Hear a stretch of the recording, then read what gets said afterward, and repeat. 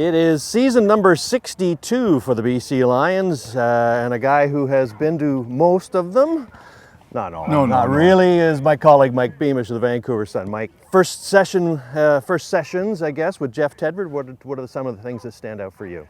Well, Tedford was known as being a details guy, Lowell, and that's what struck me right away with him, and the fact that he watches everything that happens on the football field. In fact, during rookie camp, one player had his jersey slightly over his shoulder pad, and Tedford yelled at him to get it down. Another time, Austin Collie made a remarkable catch, and he barked at him, tuck that ball in.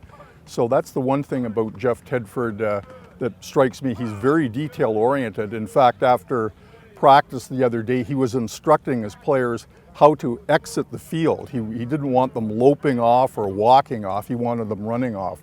So that's the first thing, the dominant impressions I have early of Jeff Tedford. One question I wanted to ask Lowell: what was your first impression of Travis Lulay in the main camp? He didn't throw it all during the rookie camp. He was up here all that time observing. But what was your first impression of Travis Lulay behind center? Well, I think the impression for me, Mike, is the fact that day one of last year and day one to this year, there's no comparison whatsoever. He looked like a guy who, appears to have made the right decision not to surgically repair his shoulder another time and rehab it in the manner in which he did.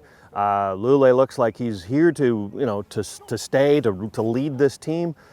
Who's backing up, and I guess is what we'll find out here in the days coming in training camp. Well, that's right. My first impression is I thought he had a remarkable first day, actually, for a guy that we haven't really seen him throw for a long time now.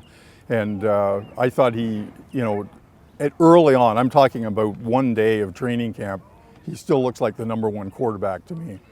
He's Mike, I'm Lowell. You can read him in the Vancouver Sun and vancouversun.com. I'm at The Province and theprovince.com.